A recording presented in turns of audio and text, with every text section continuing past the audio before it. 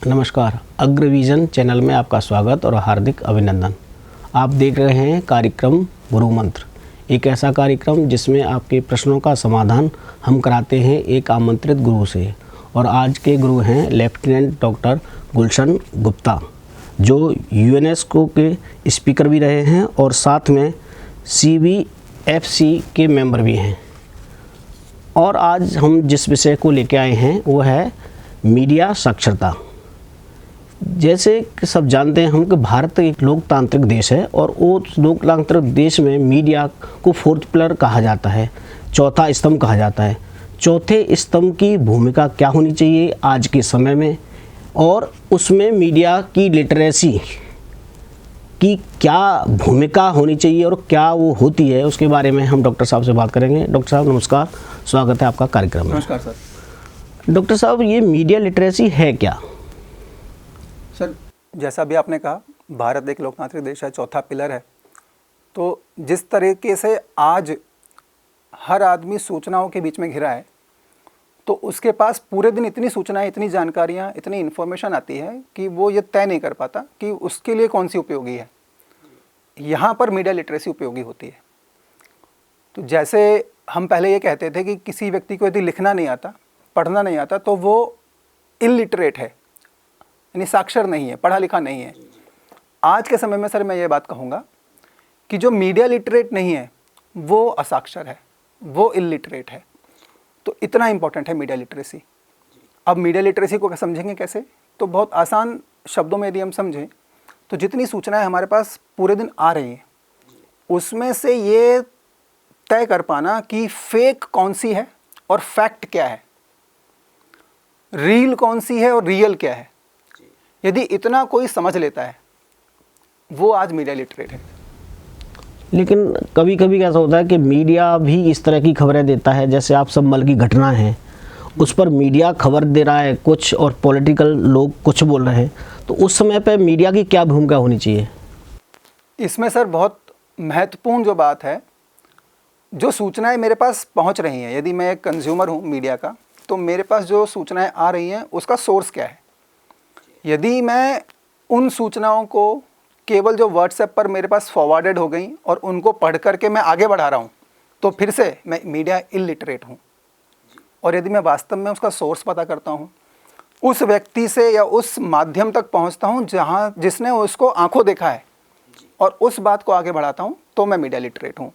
Being a citizen of India, democratic country है, तो मैं अपनी जिम्मेदारी नागरिक होने के नाते ये भी निभाता हूँ कि मैं सही सूचना को आगे बढ़ाऊँ। तो इसलिए आज के समय पर सभी लोग टीचर के साथ, या सभी लोग शायद चैनल ना देखते हों, न्यूज़पेपर ना पढ़ते हों, तो वो अपने दोस्त से ज़रूर सूचना का आदान प्रदान करते होंगे। तो उस दोस्त की और मेरी जिम्मेदारी बनती है कि मैं सही सूचना को आगे बढ़ाऊँ। यदि ऐसा मैं करता हूँ तो मैं मीडिया लिटरेट हूँ। इसमें टूल्स कौन कौन से हैं जो उपयोगी हैं? जी सर, मीडिया लिटरेसी मतलब एक छोटी बात नहीं है, ये बहुत बड़ा संसार है।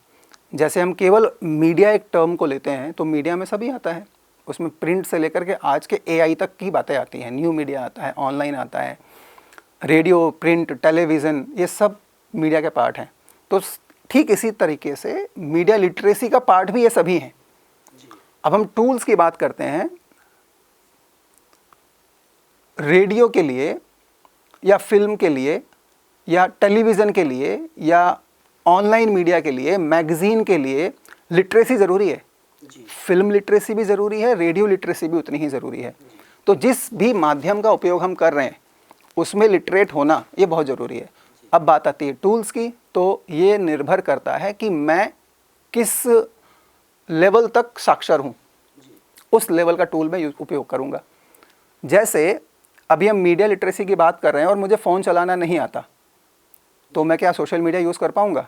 बहुत कठिन काम है। ऐसे ही अभी हम देख पाते हैं चीज़ों को, लेकिन किसी विजुअली इम्पेयर्ड जो व्यक्ति दृष्टिबाधित है, उसको यदि मैं कहूँ कि आप जैसे मैं मोबाइल यूज़ कर रहा हूँ वैसे आप भी करिए, वो असंभव बात है, वो कैसे कर लेगा? तो हर व्यक्ति के लिए टूल बदल जाते हैं। तो मेरे लिए हो सकता है कि मोबाइल यदि मुझे चलाना आता है तो सोशल मीडिया के टूल्स बदल जाएंगे, और यदि कोई विजुअली इम्पेयर्ड है उसे सोशल मीडिया यूज़ करना है तो उसके लिए टूल्स बदल जाएंगे। अब केवल एक छोटा सा उदाहरण लेता हूँ, उससे शायद समझ में आएगा। हम फिल्म की बात करते हैं। यदि मैं कोई फिल्म देखने गया, मान लीजिए मैंने एक रिसर्च जो किया था उसमें उदाहरण लेता हूँ, मैंने बजरंगी भाईजान एक फ़िल्म देखी। बजरंगी भाईजान फिल्म देखना मेरे लिए आसान है, मैं थिएटर में गया और मैंने फिल्म देखी, लेकिन साथ में मेरे विजुअली इम्पेयर्ड बैठ करके फिल्म देख सकता है क्या? कठिन काम है उसके लिए सर। बहुत सारे लोग जो नहीं जानते वो कहेंगे कैसे देख लेगा, नहीं देख पाएगा। लेकिन क्योंकि मैं जानकार हूँ तो मैं कहूँगा नहीं, वो देख लेगा। मेरे साथ उसी सिनेमा हॉल में बैठ करके वो व्यक्ति वही फिल्म देख सकता है, एक साथ एक ही अगल बगल बैठकर। कैसे देखेगा? तो मेरे लिए तो सामने फिल्म चल रही है, वो मेरे लिए टूल हो गया, क्योंकि मैं उतना लिटरेट हूँ। विजुअली इम्पेयर्ड, उसके लिए सर एक एक्सेल सिनेमा ऐसा करके एक सॉफ्टवेयर है, अब ये टूल आ गया हमारे पास। वो उसी फिल्म को देखेगा, मेरे साथ बैठकर देखेगा। लेकिन क्या होगा, वो एक्सेल सिनेमा अपने मोबाइल में डाउनलोड करता है जो दृष्टिबाधित व्यक्ति है। एक्सेल सिनेमा के अंदर वही फिल्म वहाँ पर भी साथ साथ चल रही होगी। मोबाइल में वो ईयरफोन लगाएगा, वही फिल्म जो डायलॉग वहाँ सुनाई दे रहे हैं वो मुझे भी सुनाई देंगे और उसे भी सुनाई देंगे। उसके लिए केवल एक एक्स्ट्रा डायलॉग या एक्स्ट्रा ऑडियो डिस्क्रिप्शन हम इसको बोलते हैं, वो उसमें रहेगा, जहाँ पर डायलॉग नहीं है, जहाँ केवल सीन्स हैं, विजुअल्स हैं, या केवल म्यूज़िक है। किस प्रकार का म्यूज़िक है, किस प्रकार का सीन है, उस प्रकार का ऑडियो डिस्क्रिप्शन उसमें ऐड कर दिया जाता है। अब वो व्यक्ति उसी समय हंसेगा जिस समय मैं हंस रहा हूँ। तो ये सब टूल आ गया। इस तरह के मीडिया लिटरेसी टूल्स बहुत सारे हैं, अलग अलग लोगों के लिए अलग अलग लेवल पर अलग अलग टूल्स हैं जिसका उपयोग करके हम मीडिया लिटरेट बन सकते हैं। कितना आवश्यक है आज के समय में ये मीडिया लिटरेसी के बारे में जानना? देखिए सर, ये जो मीडिया लिटरेसी है, फिर से बजरंगी भाईजान का हम उदाहरण लेते हैं। बजरंगी भाईजान फिल्म में एक सीन आता है जहाँ पर जो छोटी बच्ची है जिसको उसके घर पहुँचाने के लिए जो नायक है, हीरो है, वो पूरी लड़ाई लड़ रहा है। उसके साथ में उसका जो सहयोगी है नवाजुद्दीन सिद्दीकी, वो भी साथ में है, वो कैमरा लेकर के उनके साथ में चलते हैं। तो जब वो सफ़र चल रहा है, आप देखेंगे उसमें एक गाना आता है, तू जो मिला करके। उस दौरान पूरी घटना आगे बढ़ रही है और उसको वो ले जा रहा है आगे उसके घर पहुंचाने के लिए। रास्ते में एक नदी पड़ती है सर, जो दोनों नायक हैं सलमान खान और नवाजुद्दीन सिद्दीकी, वो उसमें झुक करके पानी पी रहे हैं। शायद आपको वो सीन ध्यान में आ रहा होगा। और वो जो बच्ची है छोटी वाली जिसको पहुंचाने जा रहा है, वो थोड़ी दूर पर खड़े होकर के शायद शौच के लिए या लघु शंका के लिए जाती है। तो ये जब पानी पी रहे हैं, ये उससे पूछते हैं 1 नंबर, ऐसा इशारा करके पूछते हैं 1 नंबर। तो वो व्यक्ति, बच्चा मना कर देता है। फिर ये पानी पीते हैं और फिर बोलते हैं 2 नंबर। वो जो बच्ची है वो ऐसे हाँ का सिर हिलाती है क्योंकि वो बोल नहीं पाती है। जैसे ही वो बच्ची ऐसे हाँ में सिर हिलाती है, तो देखिए जो इन्होंने पानी पिया था वो किसी भी आवेश में या भाव में उस पानी को वापस नदी में कुल्ला कर देते हैं। अब सर यहाँ पर लिटरेसी की बात आती है, यहाँ फिल्म लिटरेसी की बात आती है। कितने ही लोगों ने, आप सभी ने ये फिल्म देखी होगी, लेकिन किसी ने इस बात को गौर किया क्या कि हमारी भारतीय संस्कृति में नदी को गंदा करना नहीं सिखाया जाता, लेकिन एक फिल्म का नायक किसी भी आवेश में, भाव में आकर के ये प्रकट कर रहा है कि आप पानी पीजिए नदी से और उसमें वापस कुल्ला कर सकते हैं। वो तो नदी दूषित हो गई। इस बात को किसी ने पॉइंट आउट नहीं किया अभी तक, लेकिन सर ये फिल्म लिटरेसी का पार्ट है। तो ये इतनी इंपॉर्टेंट है कि इसी एक संस्कृति को भी दूषित कर सकती है। अब दूसरी तरफ आते हैं, आज के समय में कितने ही लोगों के साथ फ्रॉड नहीं होते हैं, ऑनलाइन फ्रॉड हो जाते हैं, बैंक में से पैसे चले जाते हैं। और जो किसी भी प्रकार से इम्पेयर्ड हैं, यानी कि जैसे दृष्टिबाधित हैं, जो सुन नहीं पाते, ऐसे लोग हैं, उनके साथ तो बहुत घटनाएं होती हैं। यदि कोई दृष्टिबाधित व्यक्ति बैंक में एटीएम में चला गया, तो कई बार ऐसा हुआ है कि उसका पासवर्ड चोरी कर लिया गया, उसके कार्ड को चोरी से ले लिया गया और बाद में पैसे निकल गए हैं। ऑनलाइन फ्रॉड पढ़े लिखों के साथ हो रहे हैं, आर्मी में लोग रहे हैं उनके साथ हो रहे हैं, लाखों करोड़ों रुपए के फ्रॉड हो जाते हैं। तो मीडिया लिटरेसी सर यहाँ भी ज़रूरी हो जाती है। कैसे होती है? पूरी दुनिया में यदि देखें, जहाँ तक मेरी समझ है, बैंकिंग सिस्टम भारत का बहुत मजबूत है और यूपीआई एक ऐसी चीज़ है जो सबसे ज़्यादा सिक्योर्ड है किसी भी तरह के ट्रांजैक्शन के मामले में। लेकिन हम भारत में बना, भारत की सरकार ने जिसको सुरक्षा दे रखी है, ऐसे भीम यूपीआई को छोड़कर बाकी सभी प्लेटफॉर्म्स यूज़ करते हैं, गूगल पे, फ़ोन पे, सभी तरह के प्लेटफॉर्म्स यूज़ कर रहे हैं, लेकिन भीम यूपीआई पे बहुत लिमिटेड लोग जाते हैं। ये लिटरेसी है।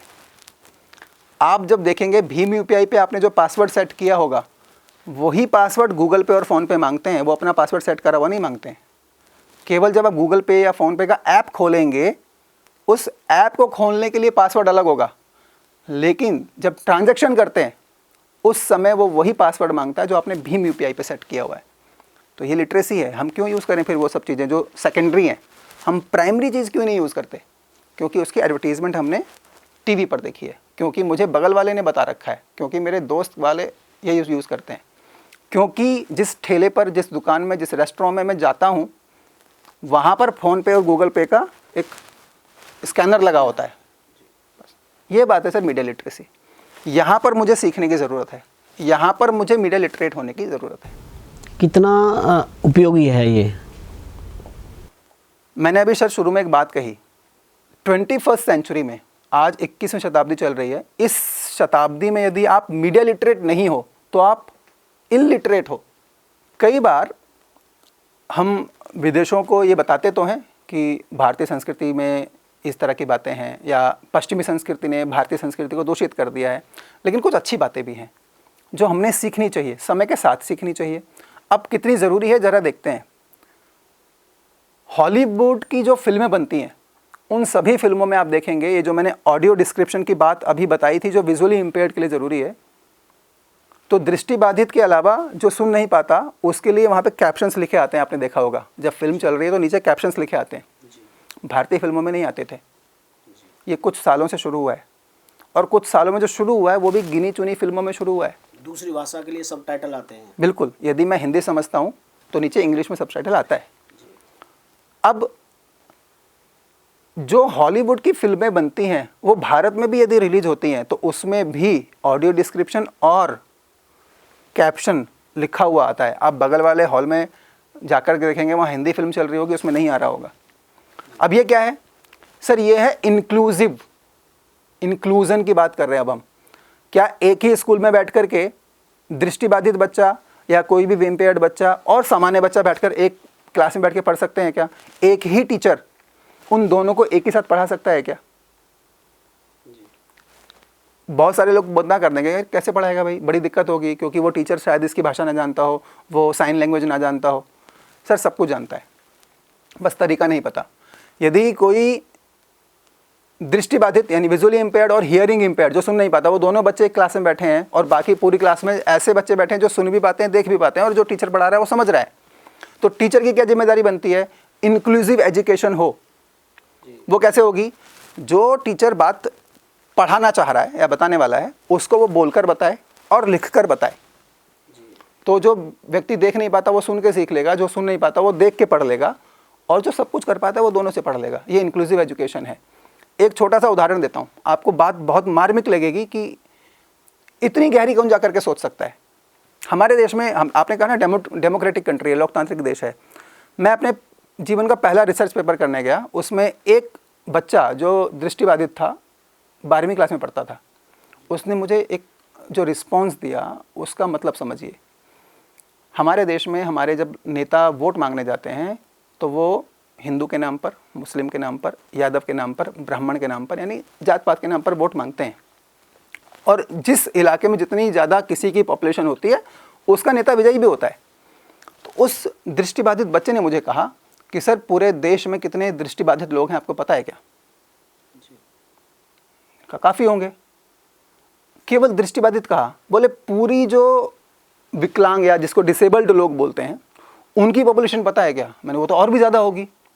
तो बोले कि हम वोट बैंक नहीं हुए, हमारे लिए कौन सा नेता आकर के बोलता है कि हम आपके लिए ये कर देंगे, आप मुझे वोट दो। इंक्लूजन की बात हो रही है। हम मेन स्ट्रीम में लाना चाहते हैं कि नहीं, केवल नीतियों में कागजों पे चलता है, ग्राउंड लेवल पे चलता है क्या? इस तरह से मीडिया लिटरेसी बहुत ज़रूरी है, हर एक में आना ज़रूरी है, ताकि समाज का पूरा वर्ग इंक्लूजन की तरफ बढ़े, मेन स्ट्रीम की तरफ बढ़े, एक साथ विकास सबका हो। इसके नुकसान और फ़ायदे क्या हैं? फ़ायदा तो मैंने जैसे बताया कि हम आज के जीवन से कनेक्ट हो जाते हैं। जैसे आज AI आ गया है, तो आर्टिफिशियल इंटेलिजेंस को समझने के लिए हमको मीडिया लिटरेट होना लगभग ज़रूरी हो गया है। नुकसान यह है किसी भी चीज़ की अति बहुत बुरी होती है। यदि आप पूरे दिन केवल मोबाइल का उपयोग करते हैं, हाँ, यदि उसे काम के लिए कर रहे हैं, आप उससे जीवन यापन अपना चला रहे हैं, आप उससे समाज का भला कर रहे हैं, बहुत उपयोगी है। लेकिन आप उससे कुछ अर्न नहीं कर रहे, आप उससे कुछ क्रिएटिव नहीं कर रहे, तब यहाँ ये नुकसानदायक होता है। 5 तरीके हैं मीडिया लिटरेट होने के। पहली जो बहुत आसान सी चीज़ है वो है एक्सेस।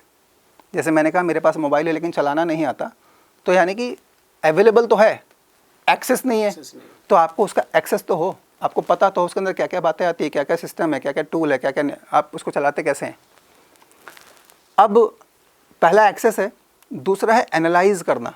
आपके पास एक्सेस था, उसमें आपको इन्फॉर्मेशन दिख गई, आपको समझ में ही नहीं आ रहा है क्या, तो एनालाइज तो कर पाओ जो मेरे पास आया है वो है क्या। तीसरा आता है इवैल्यूएशन।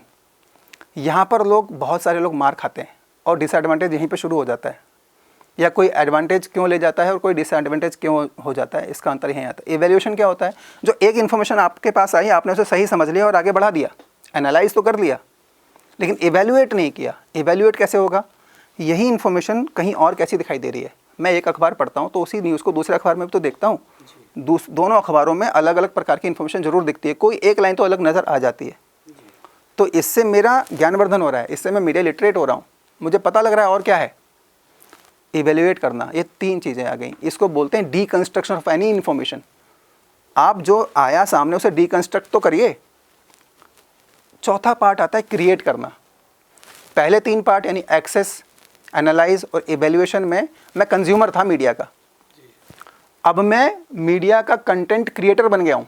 क्रिएट, लोग बोलते हैं मेरी बात सुनी नहीं जाती। आपको लिखने से किसने मना किया भाई, आप मीडिया लिटरेट हो, बनो, आप लिखो आगे, इतने सारे प्लेटफॉर्म्स है सोशल मीडिया के, ऑनलाइन है, ये करना हमारी जिम्मेदारी है। तो यदि आप हो तो आप उसमें कंट्रीब्यूशन भी करिए, कंस्ट्रक्शन करिए कंटेंट का, और पॉजिटिव, जो समाज के लिए हित में हो, जो देश के हित में हो, जो लोगों के हित में हो, आपके भी हित में हो, आपकी जो एक्सपर्टीज़ है वो लोगों को बताइए।